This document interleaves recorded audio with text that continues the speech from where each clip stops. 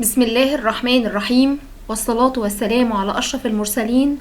اللهم صل وسلم وبارك عليك يا حبيبي يا رسول الله. أهلا بيكم جريد 5، وحشتوني جدا جدا جدا جدا.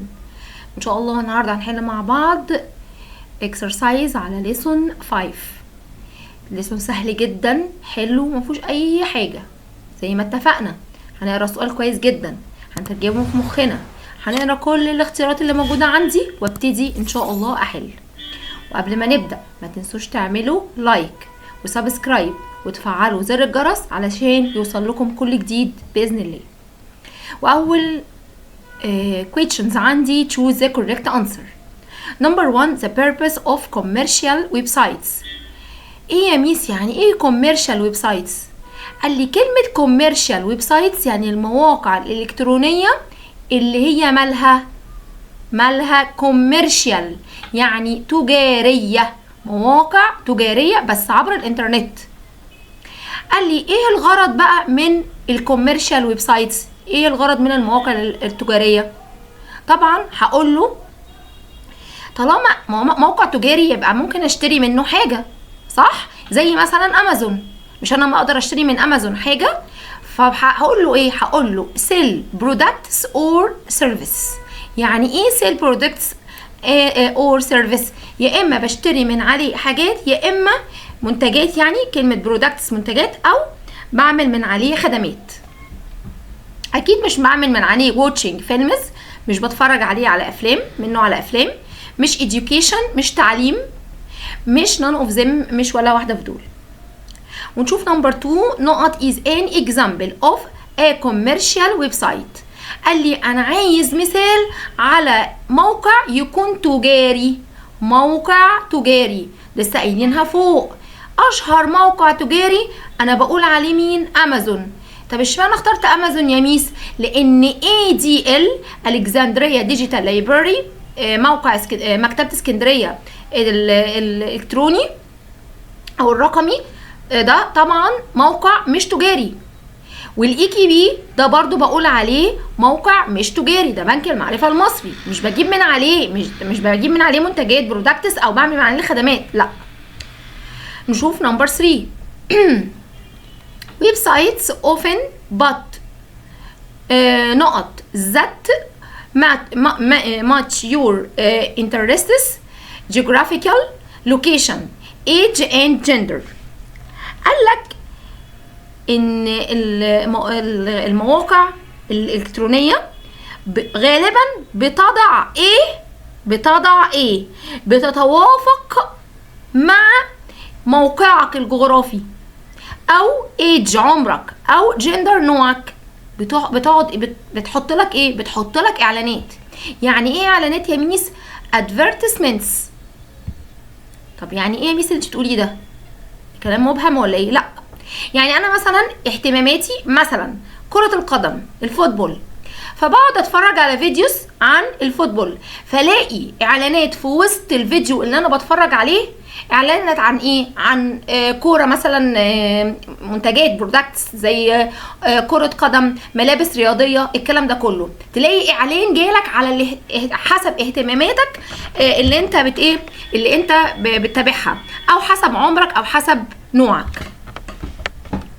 Number 4 the aim of negative reviews of a business is to not potential customers from making a purchase.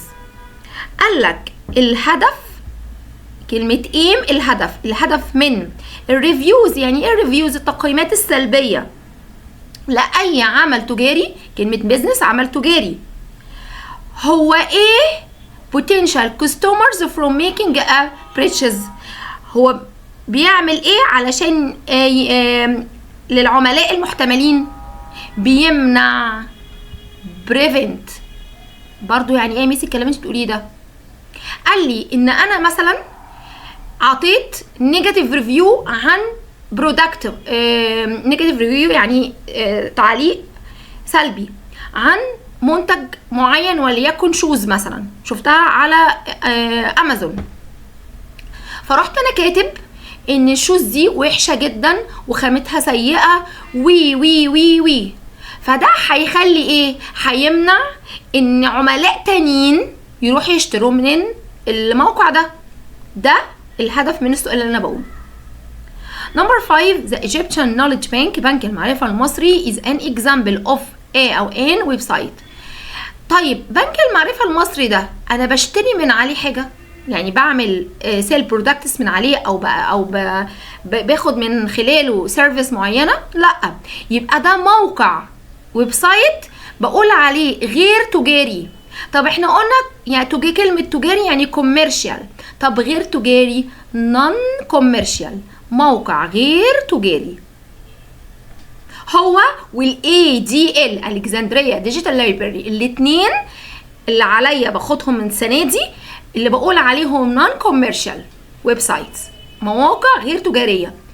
يبقى اول ما اشوف كلمة EKB او Egyptian Knowledge Bank او ADL او الكسندريا ديجيتال لايبراري يبقى انا بتكلم عن نون كوميرشال ويب سايت، مواقع غير تجارية. ونشوف مع بعض true or false. Number 1 commercial websites often include customer reviews. حلو السؤال. قال لك غالبا المواقع التجارية بتتضمن تقييمات العملاء. طبعا هقول له true، بيبقى فيه كده ريفيوز موجودة، تعليقات، بشوف الناس الكومنتات زي كومنتات كده، بشوف الناس قالت ايه على المنتج ده. Number 2 Amazon is a commercial website. أنا بقول إن أمازون ده موقع تجاري. It provides service and products. بيوفر لي خدمات وكمان products سلع. طبعا هقول له true. Number 3 we can buy products online from non-commercial websites.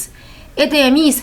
ده انت قلتيلي ان non-commercial websites يعني مواقع غير تجارية، ازاي هشتري من خلالها برودكتس؟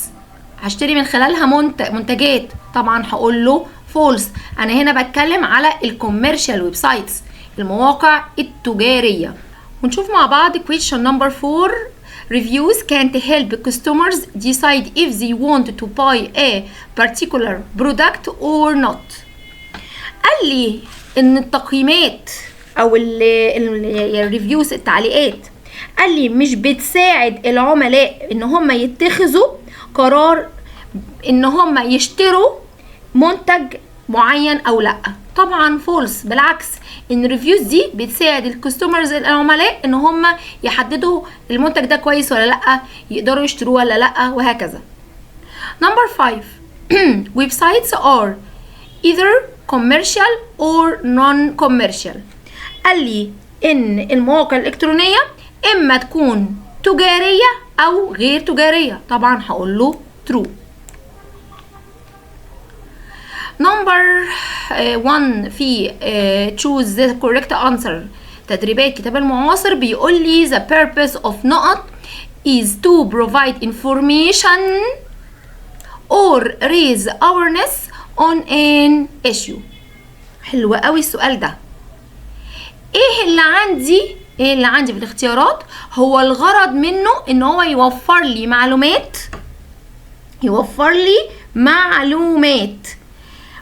ويعمل لي رفع للوعي بأي قضية ما، يعني أي موضوع بيوعيني فيه.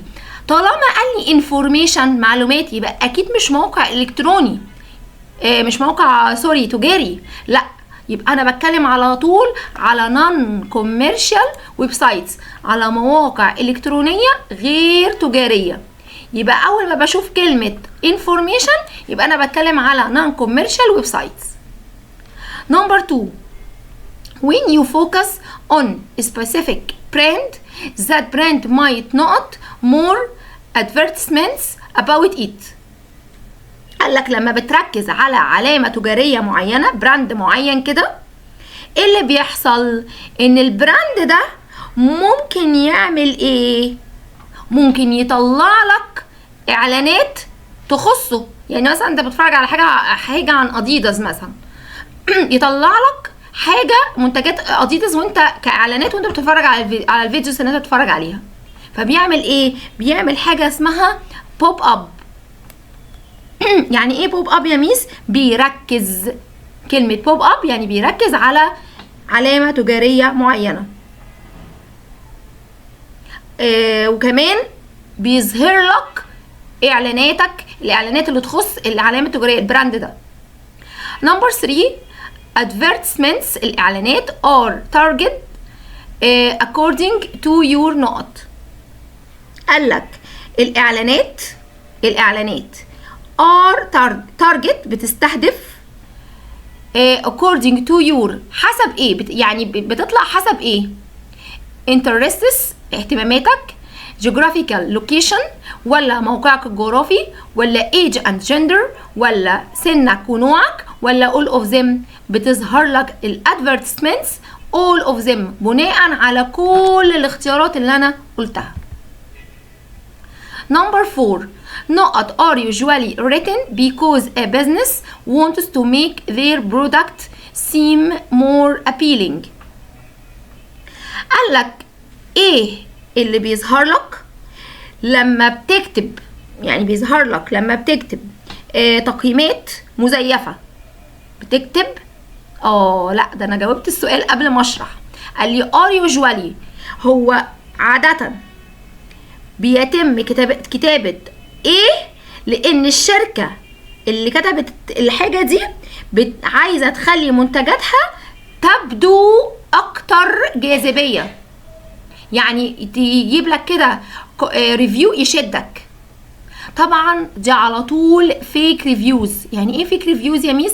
يعني تعليقات وهمية او مزيفة الشركة بتكتبها، هي الشركة نفسها هي اللي بتكتبها علشان تشدك لايه؟ ان انت تشتري المنتجات من عندها.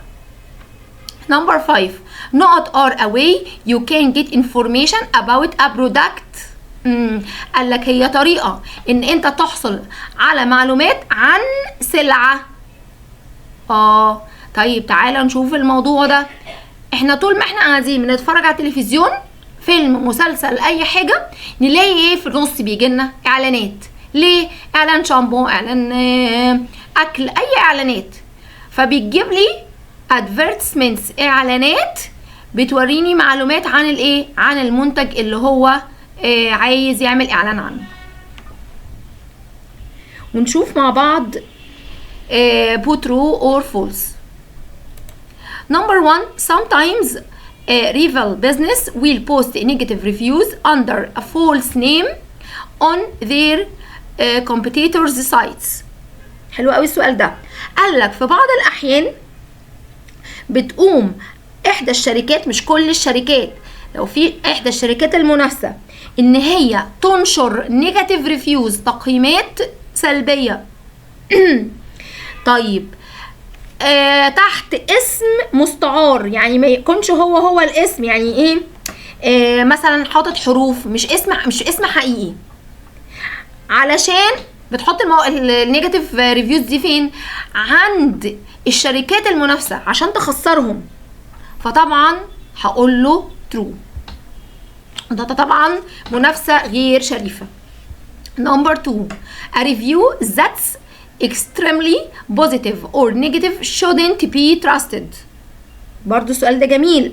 قالك ان انت لا ينبغي ان انت تثق في الريفيوز، سواء كانت بوزيتيف او نيجاتيف، سواء كانت ايجابيه او سلبيه، ويكون مبالغ فيها. تحس ان كده في ريفيو مبالغ فيه، سواء مبالغ بالسلبي او بالايجابي. طبعا هقول له true.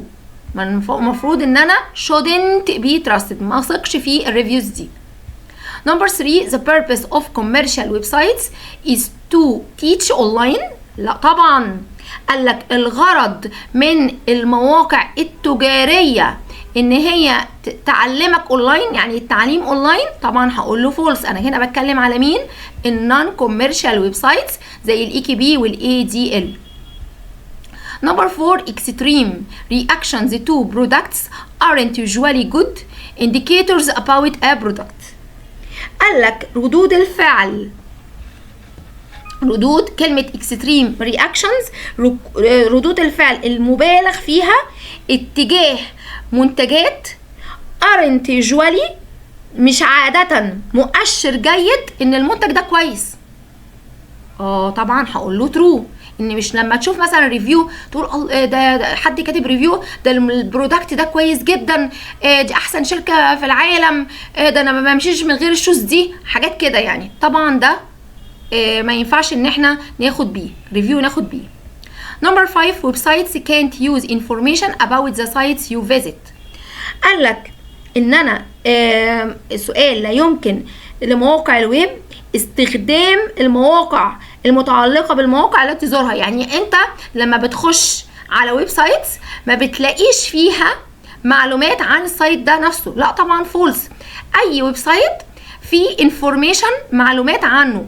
يعني ان انا عايز اعرف اي معلومات عن الانفورميشن بلاقيها فين؟ في الويب سايت نفسه.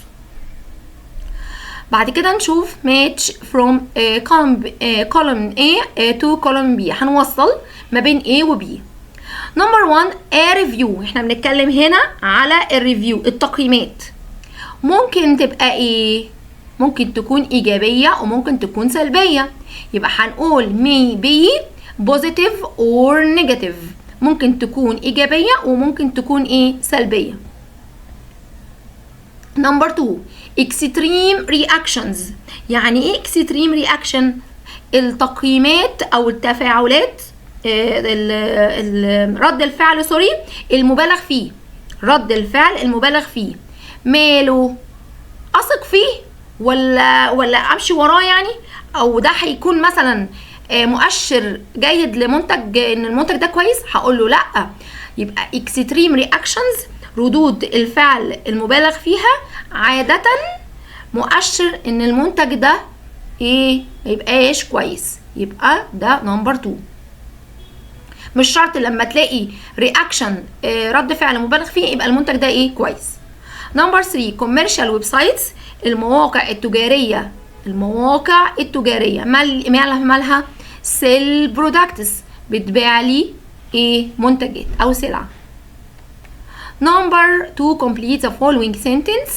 قال لي عندي كلمات ووردز ما بين تو براكتس وهختار منها لكل كويشن. عندي ريفيوز التقييمات، worry قلق او قلقان يعني او كده يعني، EKB بنك المعرفة المصري. نمبر 1 is an example of non-commercial websites. ايه هنا اللي عندي بقول عليه مثال على موقع غير تجاري؟ طبعا هقول له EKB بنك المعرفة المصري. نمبر 2 you should be not of fake reviews. انت يجب ان انت ايه يعني تعمل ايه في الفيك ريفيوز؟ كلمة فيك ريفيوز يعني التقييمات المزيفة، لازم تكون حذر. يبقى you should be worry، حذر. هناك worry كده بمعنى حذر. نمبر 3 not are a way you can get information about a product. قال لك طريقة ان انا احصل على معلومة عن سلعة او منتج معين. طبعا الريفيوز التقييمات. وبكده نكون خلصنا اكسرسايز على ليسون 5. يا رب اكون قدرت اوصل لكم اكبر قدر من المعلومات. ما تنسوش تدعوا لي دعوه حلوه وتعملوا لايك وسبسكرايب وتفعلوا زر الجرس عشان يوصل لكم كل جديد ان شاء الله.